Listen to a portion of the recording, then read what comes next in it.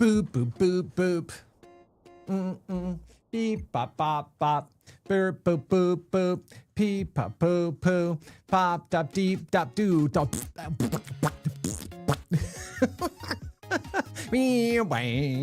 Chicka, chicka, boom. Come on. Yes, you do. Come on, LinkedIn, get your act together. It is still... Oh my God.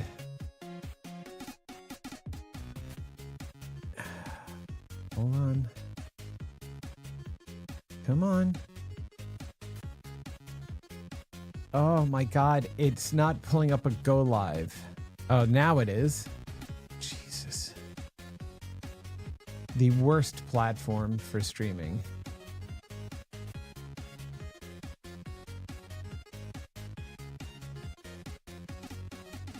Oh shoot, it is dying.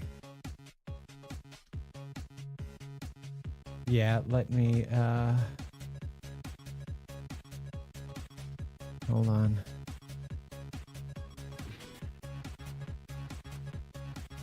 Let me modify this. Oh my God. Copy. Enter. Copy. I don't know what they are doing over there.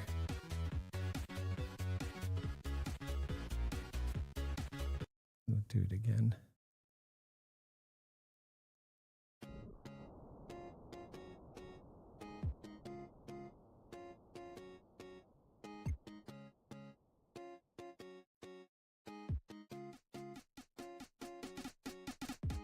Oh my gosh, dude, it is it's busted.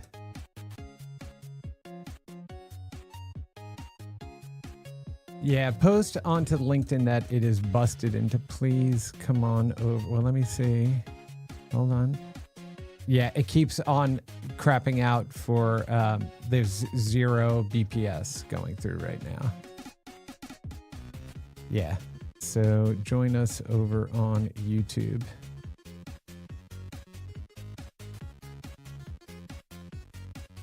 This is so ridiculous. My God, how stupid of them.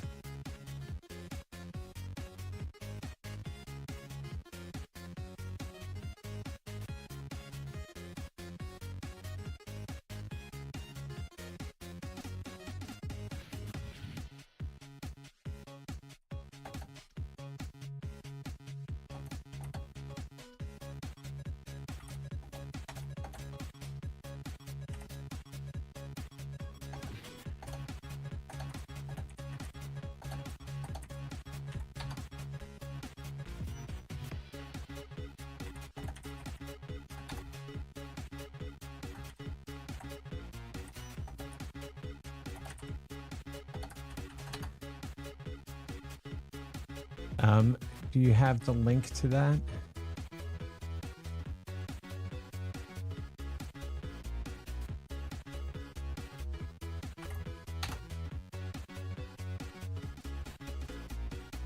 I got it there.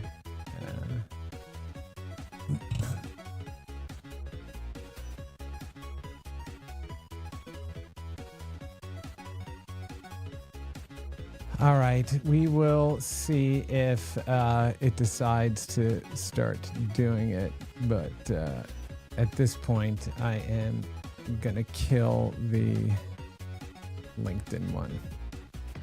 All right, are you ready? I just posted it in the chat there. It's, let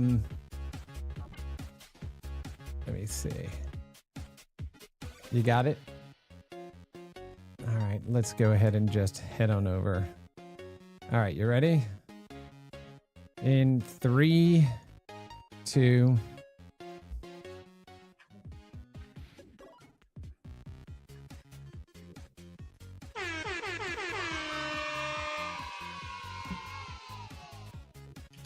Yay! It's a working streaming platform.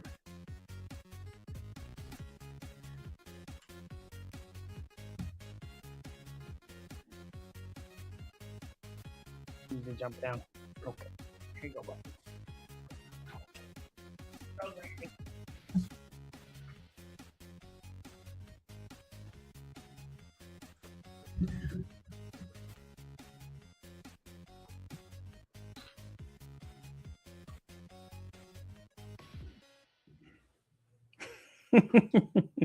I ran out of music. Whoop, I can't hear Chris at all. He's talking to himself. Yeah, shoot, yes. There of we course go. You can't. Yeah, because I decided to do all that crap. Okay, here we go. Here we go. Hi, everybody. My name is Chris Melosinos. I am the co-host of Boss Rush. We were just dealing with a crazy technical issue where LinkedIn decided it did not want to go ahead and stream the live. So who needs it? Yeah. Exactly. Jeez. So we were kind of fixing that. Of course, you don't know until you go live if it is going to be a problem or not. But we're here on YouTube and Twitch on these channels. And you know what? We may want to get in the habit of just starting to join us on YouTube as we go forward, because it always works. Quality is always really good. So we're just going to kind of emphasize that every week going forward. LinkedIn optional. Yes, LinkedIn optional. But once again, I'm Chris Melosinos. I'm joined with my co-host. Chris, you keep freezing for me. Hopefully, no. That's what I told you. You do not worry about our assembly room hilarious. there. Your stream and feed is working fine, and I'm joined here with whom, Mr. Mark Delore. Oh my God, Chris! You completely disappeared. Yeah, from I know. Me for I know. But this is what I'm telling you. Don't worry about disappearing out I'll of our talk to own. Myself. Okay. Don't worry about disappearing out of our lobby. Your stream is hooked directly into the stream going out, so you're always on and you look good. Version 0.2. Man, you know what I will say? We haven't had a hiccup or hitch like this in a while. Everything was going smoothly until, once again, YouTube decided to, crap out. Or rather, LinkedIn decided to crap out. But anyway. Oh, well, we're here now. We are here now. Good to see you, buddy. How the heck are you? How's your Friday? It's better now that people can see us and hear us. It's better now because I can see you. And of course, we do not have Dean Takahashi or Susan Cummings with us. Deanless. We are Deanless, yes. Sad. Yes, loss of Dean. So I am wearing Susan's t-shirt. Wait a minute. What? I need to spark the logo. Oh, I see. Oh, there it is. There it is. Very nice.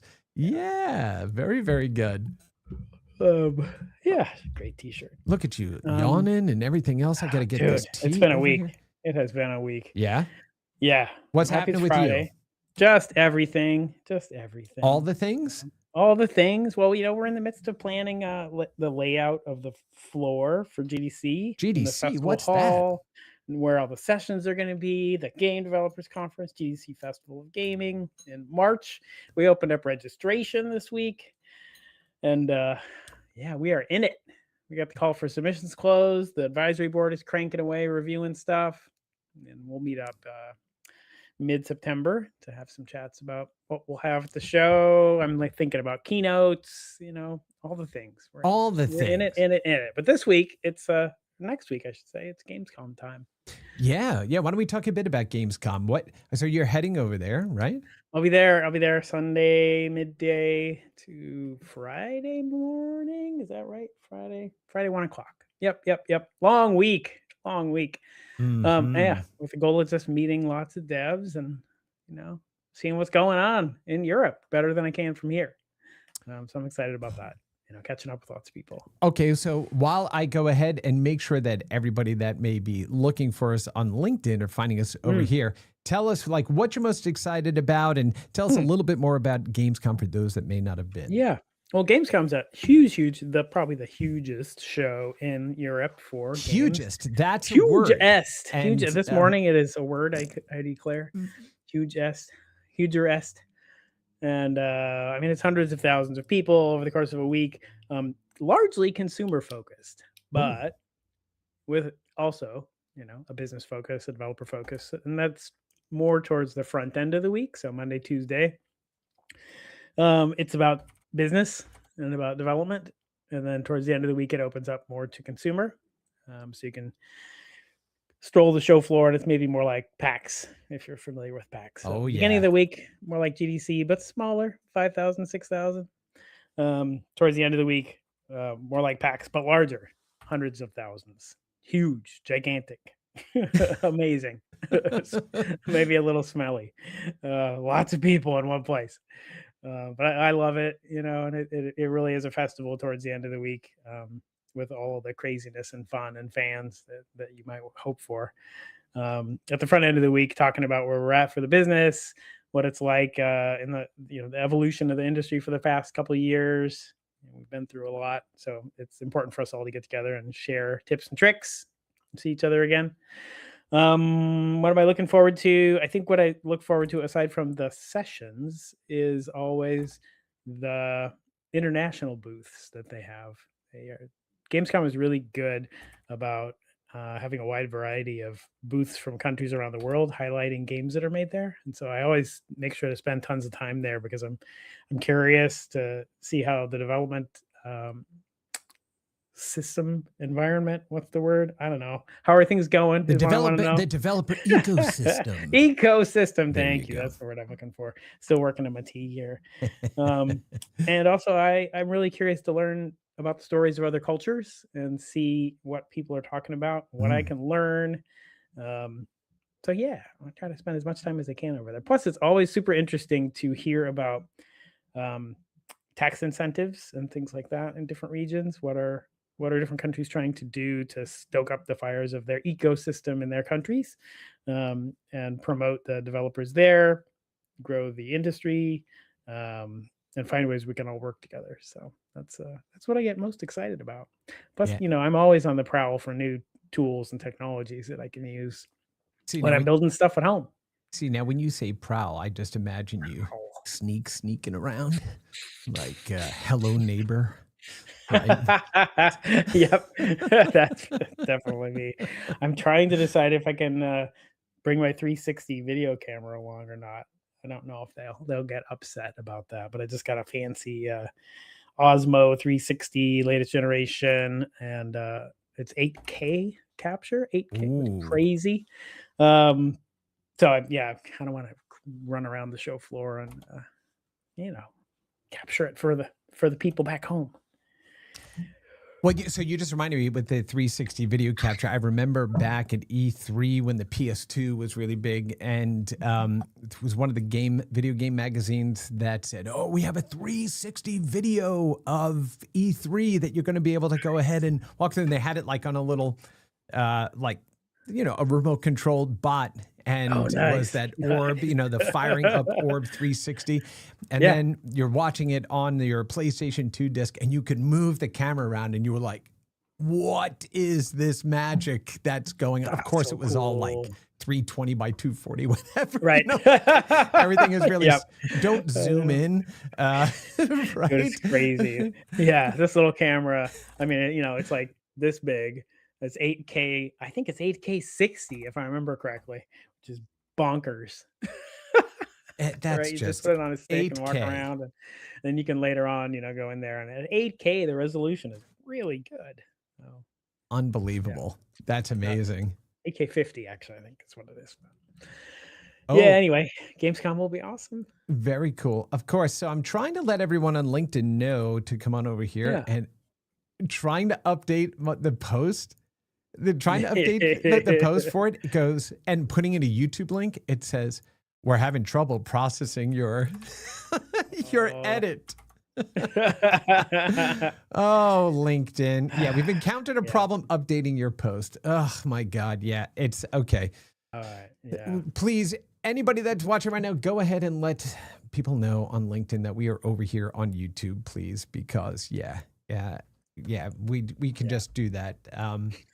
Let's make a new post. I already did make a new post. So if anybody can see this post, go ahead and let other people know. My gosh, what a ridiculous thing. So if anybody take that horribly garbled link and go ahead and put it up on your own LinkedIn pages. That would be great. Yeah, so with regard to conferences, I'm not going to Gamescom, unfortunately. Yes, boo, boo. Bruh. Yes, bruh, indeed. Bruh. Because I will be in Amsterdam next month for IBC, which is basically like the NAB for Europe, right? The National Association of Broadcasters, a big media conference, and I'm going to be basically helping to helm a entertainment loft space to talk about all different forms of entertainment, from sports and movies and games and all this kind of stuff. But I will miss you all there. Not being able to sit down and have some good cold Kolsch with everybody, and also get on the show floor and see all of the amazing, tech and toys and all the other who's it's and what's nuts. So I've never been at the show this long before. I'm gonna have to just pace out my week. Oh, really? Oh, yeah, because you've always kind of bounced in and then popped out? Yeah. Just a couple of days and then out. This week I'm there for 5 whole days? What? Yeah. That's insane. What? I'm gonna even get used to my jet lag and then have to come back and get jet lag again. Absolutely crazy. Well, look, I know we've already burned 20 minutes almost of just fumbling to get this stuff done. Thanks again, LinkedIn, for completely it's just flubbing it. Bad internet day here. Yeah, ridiculous. As I wait for it to resync. But, absolutely. Hey, there you go. Did you see the Compulsion Games bought itself back from Xbox? I did see that. So why don't we go ahead and jump into that first big old story over there? Yep. Oh, no, not that one. Let's go ahead and drop into, let me see. Yeah, everything is just ridiculous this morning. So let's go ahead now. Now let's go ahead and get over there. There we go. Compulsion Games pulls off management buyout and separates from Xbox. An exclusive by Dean Takahashi. I know. Good job, Guillaume. Yeah. Guillaume's the CEO. They made South of Midnight, of course. And we're caught up in Xbox trying to reorganize all of the studios that it owns now in the wake of Acti Blizzard and all of that. And it was great to hear they were able to reacquire ownership of the IP. I don't know if they had to take money to do it or what the terms and ramifications are, but I know it was a lot of work. I'm absolutely sure of that. I ran into Guillaume at Games for Change, and I know he was trying to work things out. So it's really, really great to hear this. Yeah. So in the article here, Guillaume says, CEO of the Montreal-based game studios confirmed the deal is done. In an exclusive interview with GamesBeat, everybody got a clue when the Steam version of South of Midnight of Microsoft had transferred back the IP and its ownership to Compulsion Games last week. At the time, Compulsion Games had no comment. But Provost said that the management buy is complete, that it owns its original intellectual property games again, as Microsoft has transferred the IP back to Compulsion Games. Hey, look, for all of the change, and I'm not making excuses one side or the other, right? For all the change and stuff that happened, the fact that developers have the opportunity to own their IP again and kind of migrate back out is a good thing, right? Yep. And so, we've all seen those stories of, companies just holding on to IP or kind of holding it hostage and actually willing to let it die versus, let it go back into the hands of the original developers.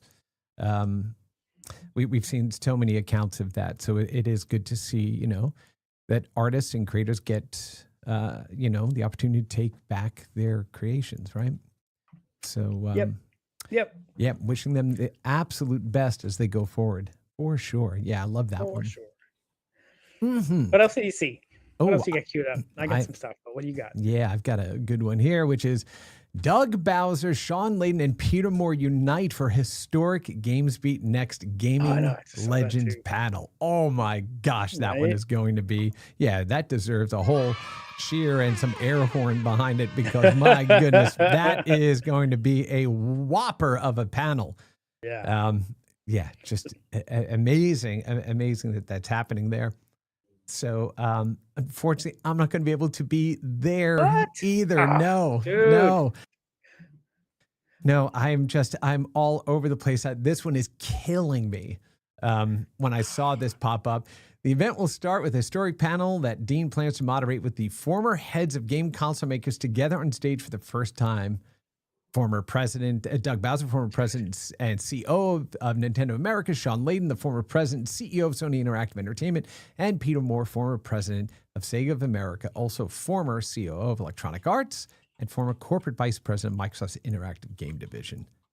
That's going to be amazing. Gonna book that ticket right now.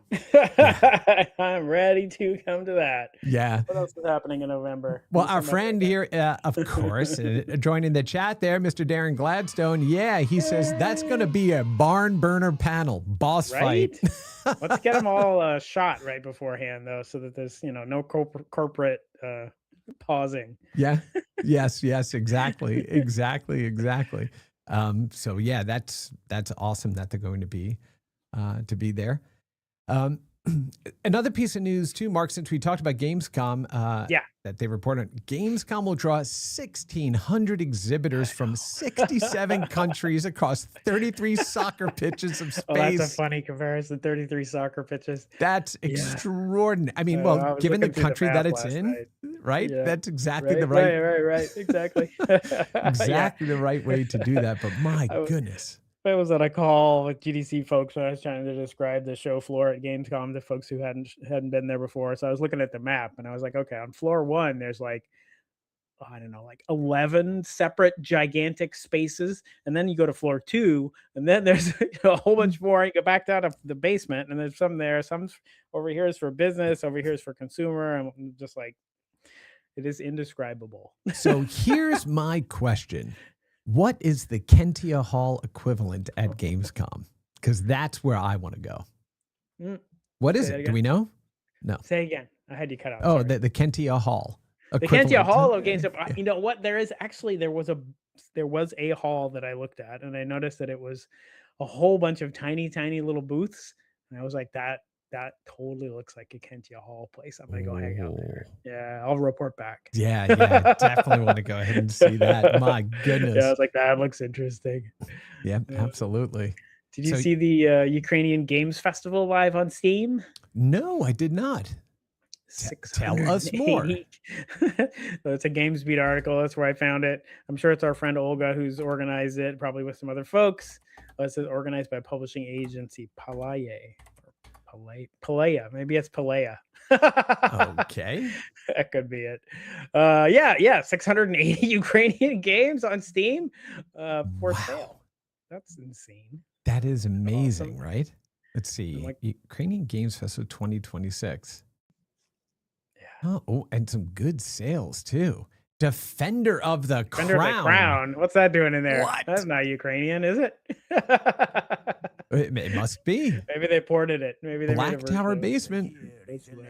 Oh, it's not the same Defender of the Crown. Sorry. No. It is, I believe. It's a remake. Yeah, it is. Yeah, a classic. There it is. It's it's a remake of the original. Oh, that's so good. Okay, so this thing that they're doing here too, like the retro mode, that's stuff that I love that developers are doing.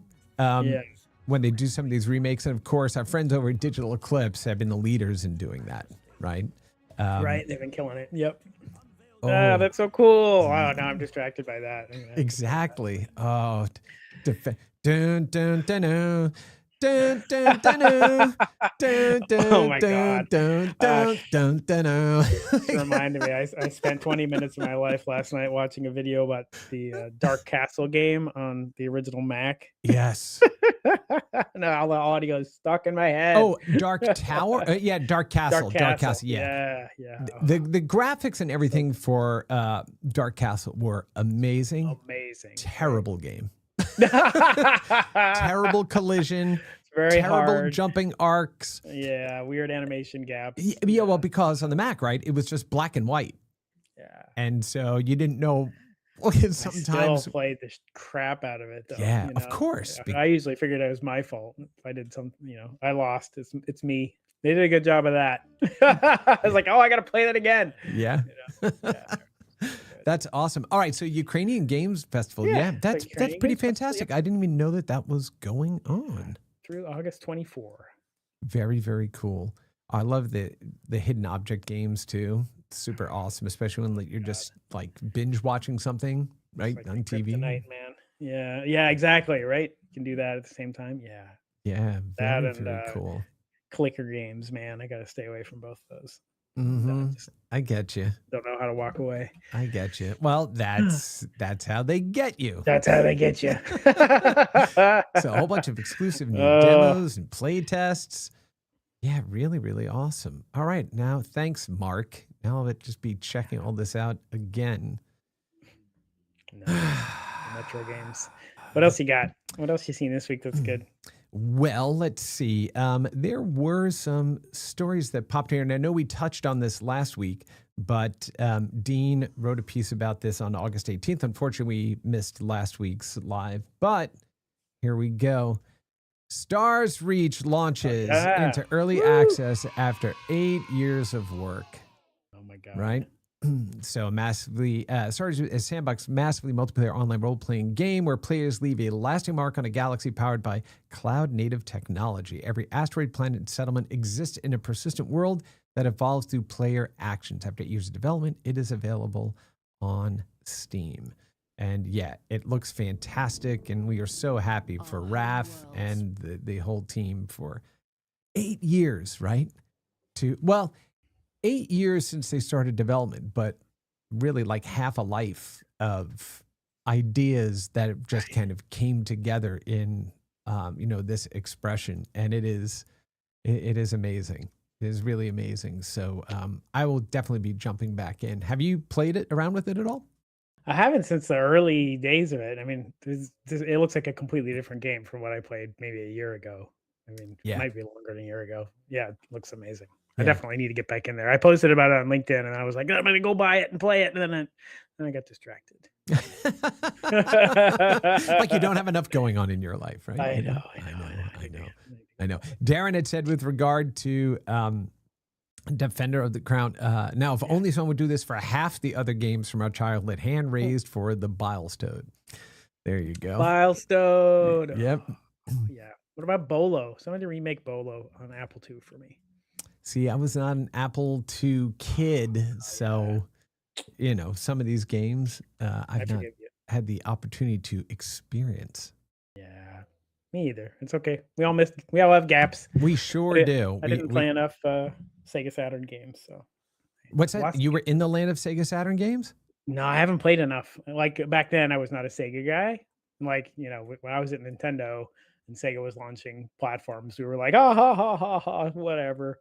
It was a battle. It was a battle back then. Sega Saturn is one of my favorite consoles of all time. I know. You like pull out these like games that I've heard of, and I'm like, oh yeah, I missed that one.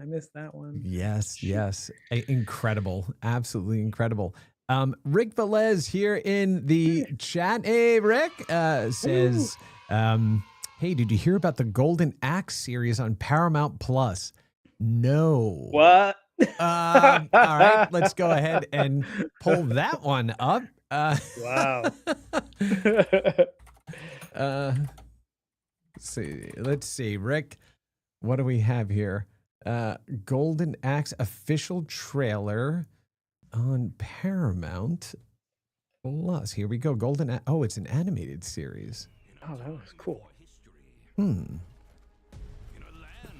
In an homage to Sega's iconic 1989 video game, Golden Axe follows legendary warriors Backsaddler, Tyrus Flare, and Gillis Thunderhead as they reunite to save Uria from the evil giant Death Adder. Did you say Uria? Yeah. Like urea? Y-U-R-I-A. What is wrong with you? What is wrong with you? All right. I'm a child. That's what's wrong. Yes, of course. Yeah, and fart jokes are funny too. Exactly. Yeah. This looks great. It does. Maybe I can get through the whole thing, and I sure couldn't get through the actual game. Absolutely crazy. Oh, and look at that little thumbnail down here at the bottom shows we have some people watching Boss Rush. Isn't that just lovely right there? And beating Bubble Bobble on the NES by the Angry Video Game Nerd. Hilarious. Yeah. I still love that channel, but yeah, check that out. All right, thank you, Rick, for for letting us know about that. I will definitely be digging into that too. Yeah, heck yeah. Amazing. Yeah. Darren says it's Thundar the Barbarian meets Adult Swim energy shooting out of this trailer. Yeah. Whoa, that's a great description. Now I'm more sold. Yeah, exactly. See, it's almost as if he's a writer or something. I know. I was just thinking PR that. guy that knows how to do this. For some reason, he's stuff. good at that. I don't know. Yeah. Oh my goodness. Did you see that Warren Spector said he's retiring? Yes.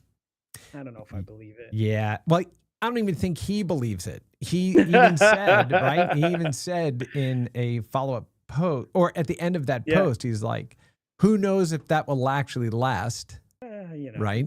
But it's hard to get the gamer out of the gamer, right? 100%. Creator out of the creator. Yeah, 100%. He deserves a break, for sure. He should relax and let his brain, have some time off. And then I'm sure it'll start percolating again, even if he just makes things for himself or for grandkids or at home. Or well, he was saying too, he wants to advise other developers, but the way he framed it too was, he's like, I've had an incredible career and been able to build all these things, and now it's time to make way for next generation developers and stuff, which, I mean, Warren is he is every bit that person, and he's one of the most inspiring and caring voices and artists and, pillars of the industry that we have. And, the strength and of his candor around physical afflictions and things like that he's been experiencing, talking about publicly, has just been, extraordinary. So, of course, we want to see more. He said he's got 3 more games in his head he still wants to make, but that he's retiring. So who knows if it's going to last? AI can help sometimes. Yeah. Yeah. Actually, and I'm sure there would be armies of people who'd want to help him. Oh, goodness. Yes, absolutely. Of course. Yeah. So Warren, we wish you the best in that retirement, but we don't think that's going to be the last we see from you, hear from you, or even see stuff that you create. But I'm excited you're going to have a break. Yes, absolutely. Enjoy other things. Absolutely. Here's another good piece of news is Take-Two Interactive CEO Strauss Zelnick will be speaking at GameBeat's inaugural New York event. GamesBeat is just killing it. Right? I know it. They're doing great. Yeah. Good job, Dean. So Strauss Zelnick, chairman and CEO of Take-Two Interactive, has joined the already stacked roster of industry leaders speaking at next month's GameBeat Insider Series Brands and Games in New York, presented by Overwolf. Zelnick will join former Nintendo of America President Reggie Fils-Aimé and other industry leaders for the gathering on September 16th, 2026. I will not be there either. That one's closer to you. Yeah, but I will be in Amsterdam at that time. So you're in Amsterdam a lot. Yeah, I have been quite a bit. Quite a bit. Darren wants to know, is there a $100 version of this panel where he gives extra details about upcoming games? Sorry, couldn't resist. Okay. Yes, yeah. Wow. Woo! Shots fired. I was going to say saucy.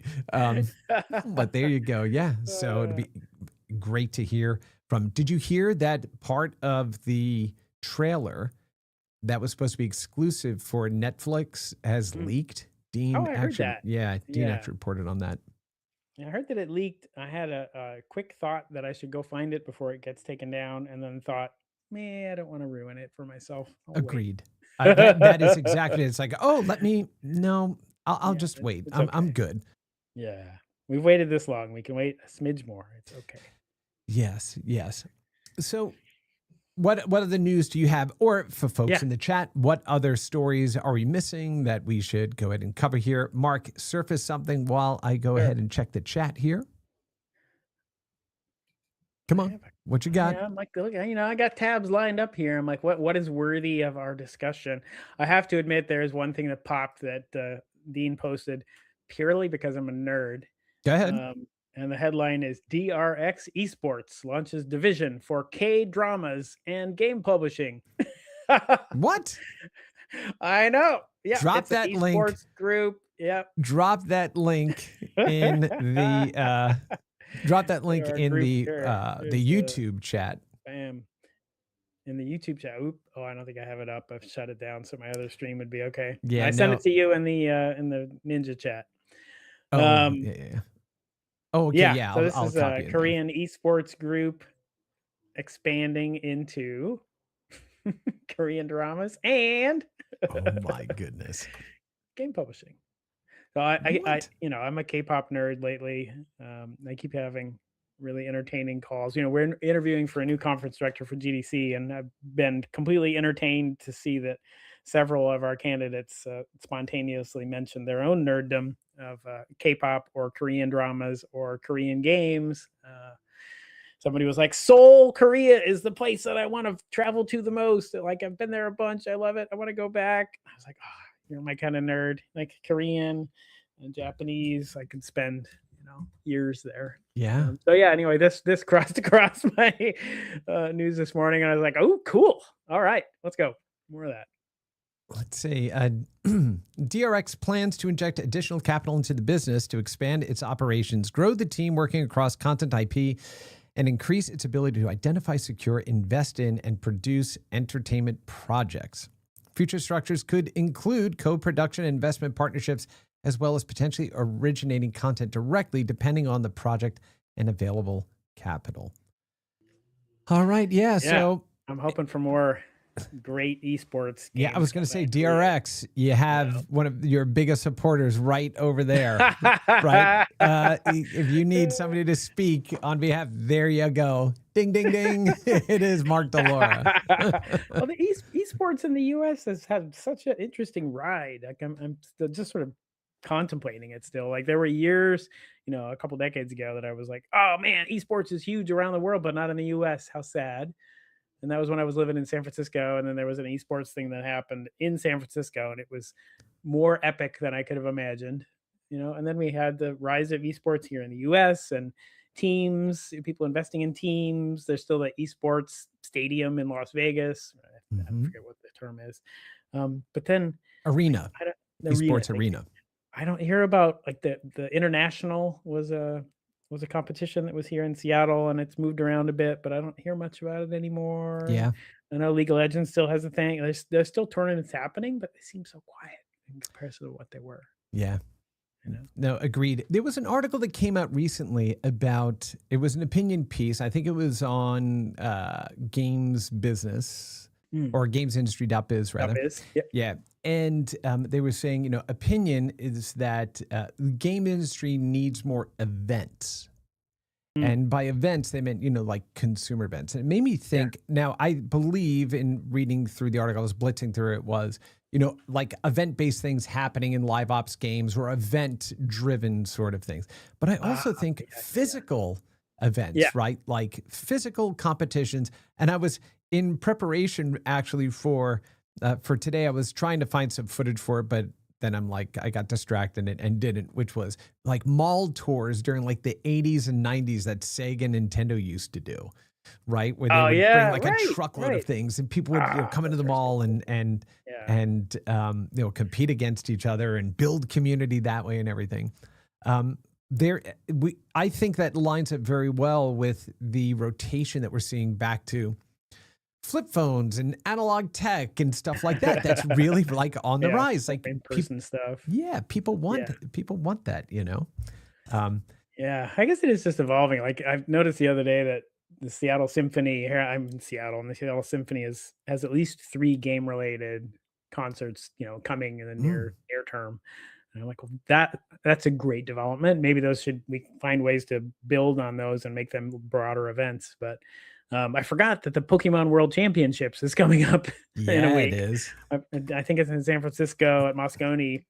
I think some of our staff is going to go there because they're really curious to see what they've done to Moscone, to see what we can do to GDC. Yeah. Just kind of like get some inspiration. They're excited about that. One of the people who runs all of the events for Pokemon used to work on GDC. Oh, really? Yeah. So she's, there's lots of crossover. So yeah. Can you mention who that person is? It's Katie. I don't know if you remember Katie. I mean, she was a big part of GDC event planning for ages, and now she Yeah. runs event planning at Pokemon. Wow. Sorry, I forget her last name. Amazing. Yeah, these kind of events are so much fun. We had a Pokemon live event in Seattle 3 years ago or something, and it was at Seattle Center, which is kind of like the Central Park for Seattle, and it's just a couple blocks from me. So I walked down there during it, and it was amazing. They had turned the entire park into different zones. So there's like the electricity zone over here. Here's the Nice. I'm not even. I spent so long now since I played Pokemon. I'm just going to completely butcher all of the available zones. But kids were having fun. Parents were having fun. People were playing Pokemon Go, trying to take the point that was like over the top of the Space Needle. Yeah, it was Oh, epic. yeah. Got it. Now I remember I need to go download Pokopia. Damn it. Oh, that's another thing. What did they ship? 5 million units have been shipped now. So, That's right. it's a big winner Yeah, for them. huge. I've not even touched it. Not touched the Me game either. People keep telling me to get in there, and they're like, "You're gonna love it. You're gonna." They like describe it as like Pokemon cross Minecraft with more quests, and I was like, "What? Why have I not played this?" Because you have no time. Because I have no time. That's exactly right. I'm Fractional going to Germany on a games. plane. Am I Fractional playing on a plane? games. Yeah, fractional games. Mm-hmm. Listen, well, speaking of esports competitions, there was this the story that once again Dean surfaced here about Magnus Carlsen takes chess prize at esports World Cup, right? And so he has won the chess at esports World Cup 2026 style, taking his second EWC trophy in a row, all without losing a single game. Yeah, I know it did. Yeah, I think it must be coming in from your side, because I see, there you go. But that's why I have it still loading, Dear right? internet, please. It's all of the clogged internet tubes coming out of Seattle. So Hey, you're back. yeah. You're back. You're sorry. good. You're good. No. Actually, I did it again. Don't worry about it. We can still hear. We can still hear you, or at least I can hear you. Yeah. So while Mark is gone and adjusting his network connection, my gosh. Yeah. Well, everyone can see me. So Magnus Carlsen, I heard that he lost the chess championship. Somebody told me, and here it is. He's won the esports. Right. What was somebody telling me? Well, here's what I think super interesting about that is he did this in esports competition, and chess is one of those games where parents are like, oh, I want my kids to learn to play chess. I want them to compete with this, right? This is like super important, and it's, measure of intelligence and all this other stuff at an esports event. And so the reason I bring it up and why it kind of, tickled the back of my brain was it is a game. Just like all of these other video games that require massive amounts of planning and strategy and all of those same things, but it's just we've lived with chess forever, and it's been, sanitized and homogenized and broken down to the core essence of strategy. Forgetting the fact that it's a game of war and total domination, and you're killing each other's armies and like all of these things. So wonderful that he won, I guess. And folks, video games are right up there with chess as well, right? So heck yeah. Yeah, stop it. Stop with that nonsense. Stop it. Okay. What else is up? Yeah, this story just came out here, and this is why Dean is not with us today. He said, how to watch Call of Duty next and join the Modern Warfare 4 beta. And so there is an event going on today where Dean says he'll actually be playing among the creators and journalists at Call of Duty Next, a virtual show this year starting at 9 a.m. Pacific on Friday, August 21st. And no, I'm not going to stream my gameplay, because it's going to be very hard competing against all those awesome creators who make a living playing Call of Duty. So I had said to Dean, send me the link and I'll just make that your thumbnail, your live, your thumbnail on Boss Rush. And no. We have here in the chat too, Cybex says PAX West apparently fell off. Fell off what? I don't know. I don't think anything. It's like 2 weeks from now or something, right? Yeah. I have it on the PAX list. West apparently fell off. I am trying. There we go. No, we still see it there. Explain yourself. Maybe we just didn't talk about it. Okay, maybe we didn't. Maybe we didn't. Yeah, no, it's coming soon. And Slice, and the game conference Slice is the day before or 2 days before. I forget. All here in Seattle. I'm super excited there. It is PAX West September 4th to 7th. I was mixing up the dates. Yeah. I will be there. I'm excited. I have a nephew who's coming and bringing a board game. He's going to have people play test. He's very excited. It's going to be a great time. So PAX West is always yeah, so explain the difference between PAX and then something like Gamescom. Okay. While I look something up here. Well, PAX West is very consumer focused. It's I hate that word, player focused. It's very player focused. So it's a festival. You go and you have fun and you play games and you meet people and play games with them. And there's board games and there's video game companies and there are like in-person games and puzzles like Dr. Exoskeleton. And it's just an amazing celebration of fun, and there's lots of merch you can buy. There are voice actors and cosplayers and all the things. It's just like the best time. It's 4 days long. It's in Seattle. I usually just go one day because I get distracted by other things. So I'll be there on Friday. Nice. But it is an amazing weekend. And then Slice is before it. This is the second year for Slice, the Seattle Indie Games Conference run by Seattle Indies. Last year it was 900 people, if I remember correctly. So we're figuring it'll be around 1,000 this year. It was amazing last year. I can't wait for it this year. Very cool. It's going to be a great time in Seattle. Yeah, it will be awesome. And so what I was looking for, but I'm not that good, that fast in searching up something so long ago. But Mark and I were both speakers at PAX. I think it was the second year of its existence. It may have been PAX 2, and everything was in one hall, and there was just one big speaker area there, and it was I think I have a painting somebody made of it while we were talking. Oh, you did? That's how long ago. Oh, yes. Have you ever had somebody that actually like sketched or drew you? Oh, no. I had that happen to me when I was in New York. I was giving a talk at NYU, and somebody presented me at the end of the talk with a drawing that they did of me like speaking. I was like, "That's so nice." Thanks. That was so nice. But also I was like, wow, that's very kind of you. Thank you. And I'm sure I still have it in my archive pieces there. But going back and finding those photos back when me and you, Andre Verneau, a couple of other folks back in the day, and I think you and I were sitting by Gabe and Tycho's moms. They were there like in the front row, right? Oh my God. Yeah. That was just insane. But amazing just how, what a festival it really became for playing. And it was 24 hours a day for 3 days, basically. Everybody just playing and sitting through panels and concerts. And PAX is awesome. The bring your own PC space and the LAN party space. Yeah, it was really, really amazing. Well, I have another piece of good news that popped up here. So Makers Fund raises $250 million for its fourth fund to back next generation interactive entertainment. Nice. Yeah. Makers Fund, the venture capital firm built around interactive entertainment, has closed its $250 million fourth fund.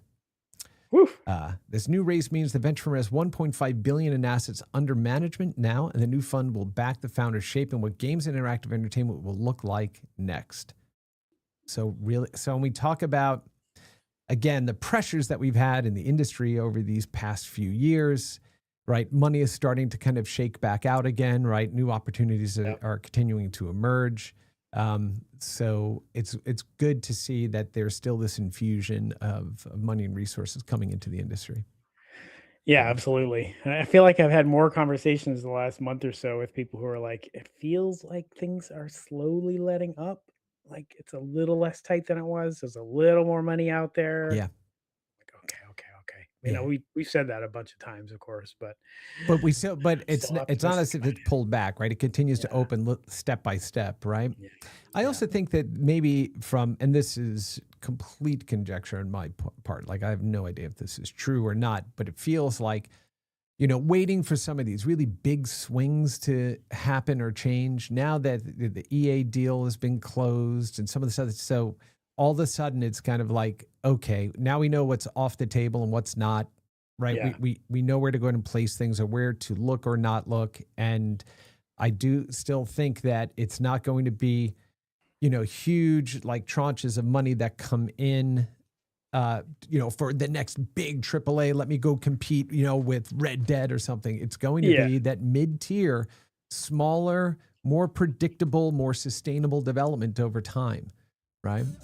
Which is, you know, a lot of people that are coming into the industry, that's a lot of the advice that I'm hearing being given to them that I agree with, that you may not be going to a AAA company. You may be looking at a mid-tier company. You may need to change your expectations about what it means to get in, but then build. And I think it'll be healthier once we have kind of you know, a spread of where those monies and resources are going. So, Yep.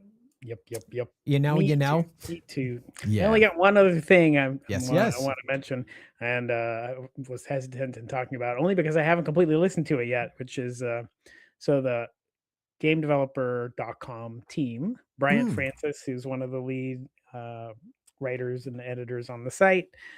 He and I have had lots of conversations about AI, and you know, he's hesitant, but he found two AI experts, David Rez Graham, former Maxis, and then Luke Dicken, who I think probably a lot of us know. Oh yeah, former Take-Two head of AI.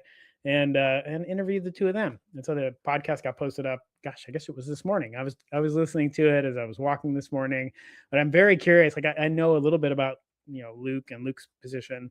He's like an OG AI guy, right? Like for ages, and has thoughts about generative AI. I don't know Rez. I've heard of Rez. Don't know Rez. Yeah. But I suspect that this will be a very well-rounded conversation covering a bunch of different angles, and that's what I get excited about. It's like I don't need somebody telling me AI is the devil or AI is going to solve all my problems. What I need is like smart people who understand all the ramifications, and you know, let's talk about it. Let's talk about it from that perspective. So I have high hopes for this. So I just wanted to call that out. It's a game developer podcast called We're Finally Talking About AI. Oh, all right. That's the name of it. If we can find a link to that, I can go and pop it into the chat. Yeah. And then speaking of AI and using it to build cool things, right? And to help shake out ideas quickly. I know we're going to run. If you can stay 5 minutes longer, Mark, I can as well, I'm because we got off to a late start here, but I wanted to share this with folks. So there was this little game experiment by Sandro Ponticelli that was posted to LinkedIn, and they used AI to go ahead and make this little game that is now running in a browser. Hey, look at that. We've got browser-based games, of course, that are awesome. Yay. And what this is basically Vampire Survivors and Time Pilot crossover. So the only mechanics, and they're all voxels. So, wow. So you've got basically when I go to an enemy here, it will just auto shoot. Gosh, so I'm just pressing. Somebody post about this. Yep. Yeah. So I'm just pressing left and right to pilot this ship here, and they have all these kind of progression mechanics that pop in. Yeah, let's get that new weapon there. Oh, you got to post a link to this. Yes, it is so absurdly addictive. I mean, it is literally left, right. You have like a thrust. Ooh, nice. Then, of course, again, you can chain different weapons and things that you pull together.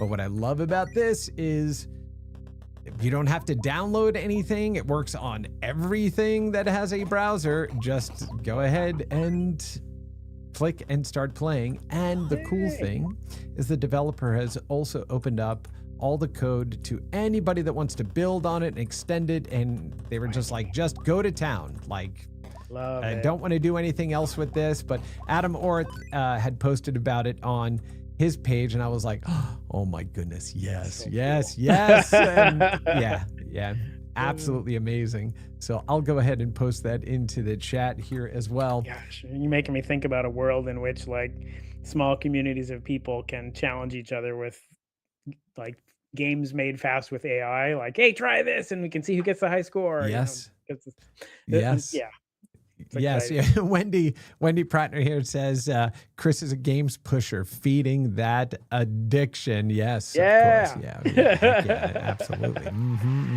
Yes, but I love right here.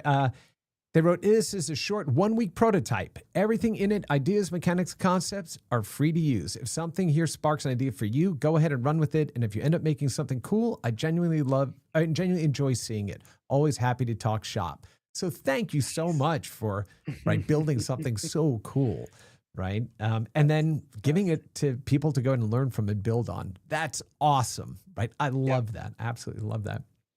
I'm gonna do that later. So what are you playing right now? And I have a great demo to show you too about stuff that I'm also playing. You're gonna have to show me stuff because I've had my week has been it's been a week. Yeah. It's been 2 weeks and a week. So the extent of my playing has been that I am vibe coding a tool, which is almost like playing a game.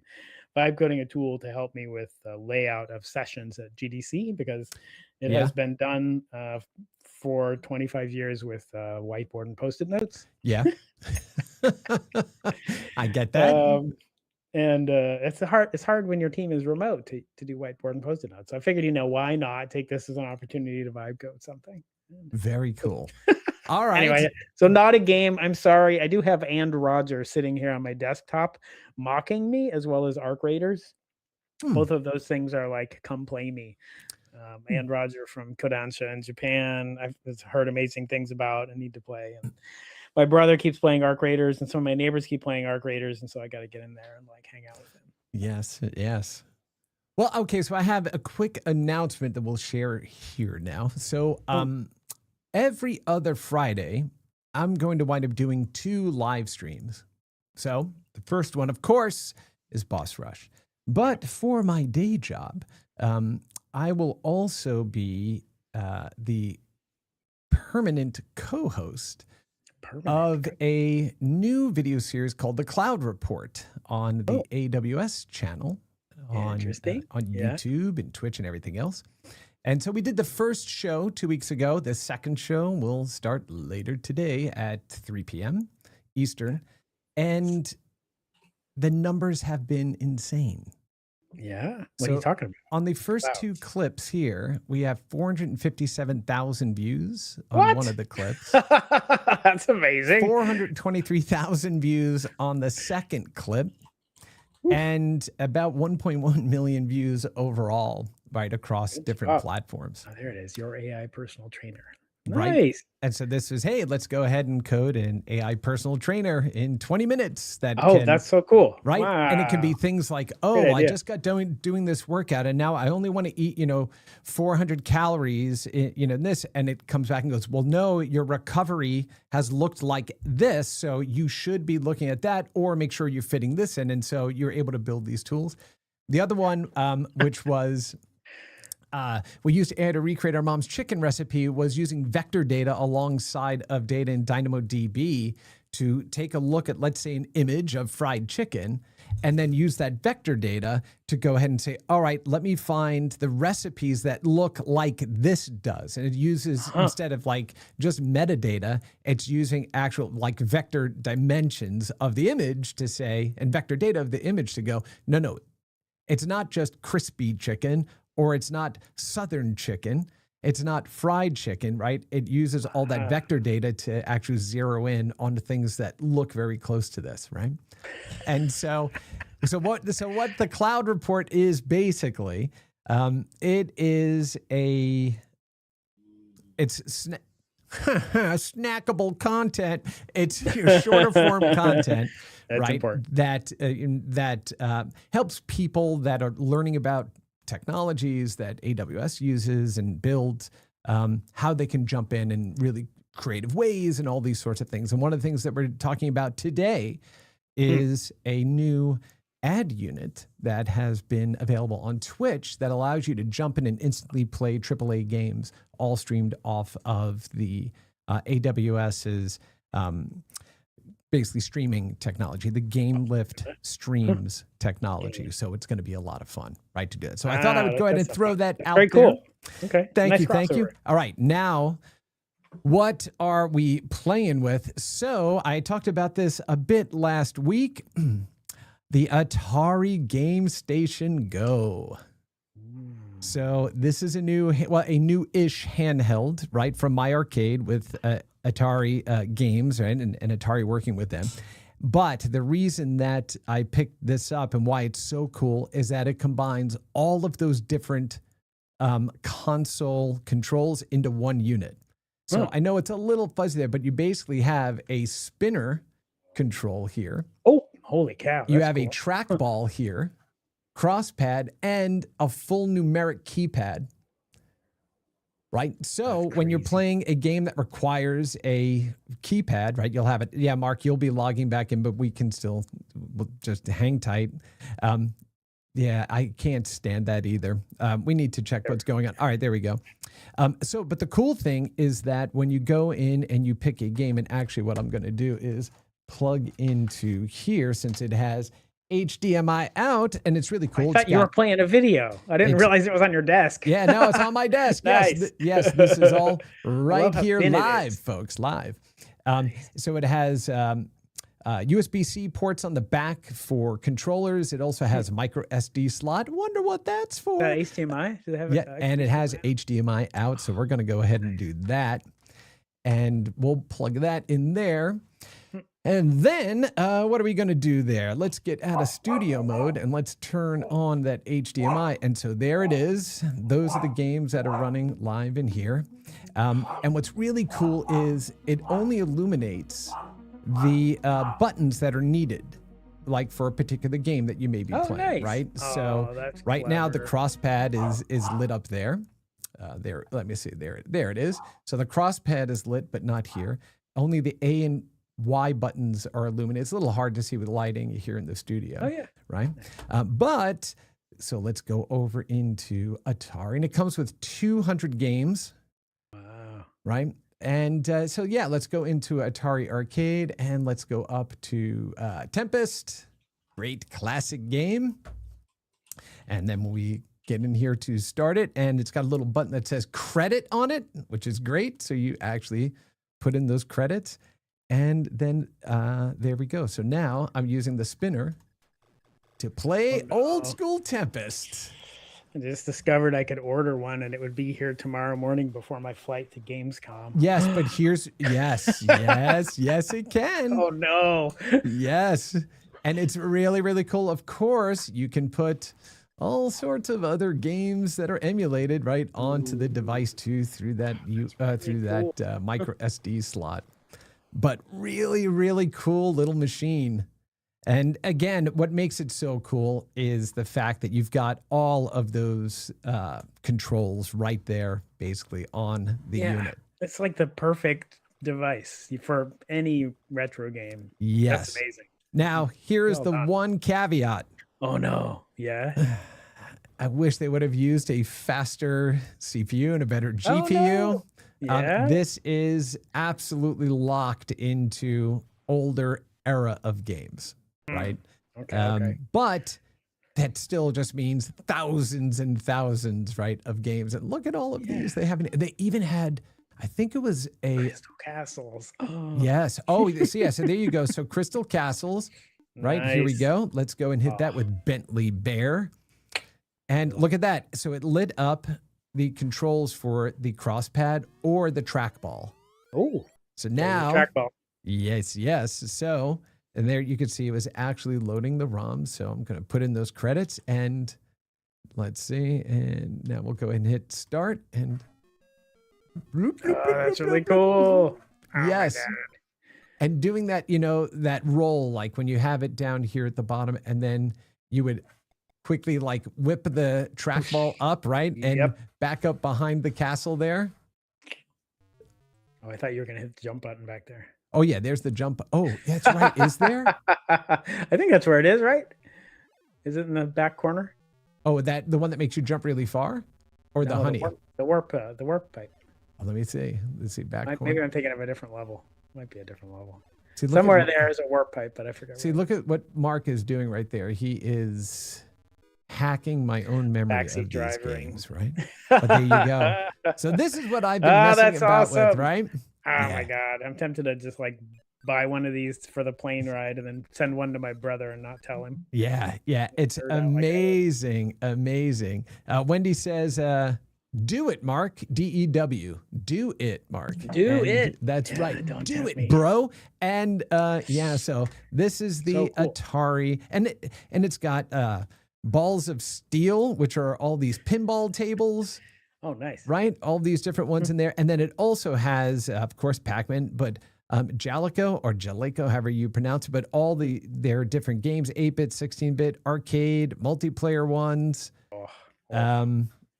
Pico. So 8 Eyes, Jim Power, Thunderbolt Who, Top Racer, and then arcade games. Fancy World, Lucky Bloom, blah, blah, blah, blah, blah.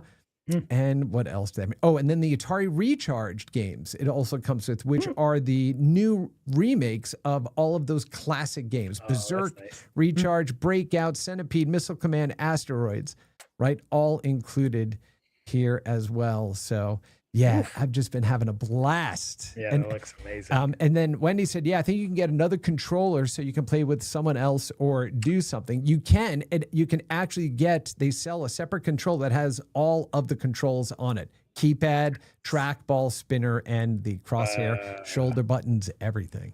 So yeah, freaking awesome. Cool. So yeah. And now I got to also show my new demo camera. That was nice. Good job. Very well done. The workspace here. But that's going to go ahead and bring us to the end of this glitch-laden episode of Boss Rush. But it kind of feels good. It feels like home, right? It does. Yeah, if we didn't have glitches, we wouldn't have things to fix. Wouldn't that be boring? Exactly. I was coming here with a regular workflow. Stuff was just working all the time. So I just have to make sure I get in here and fire this up. No, all good.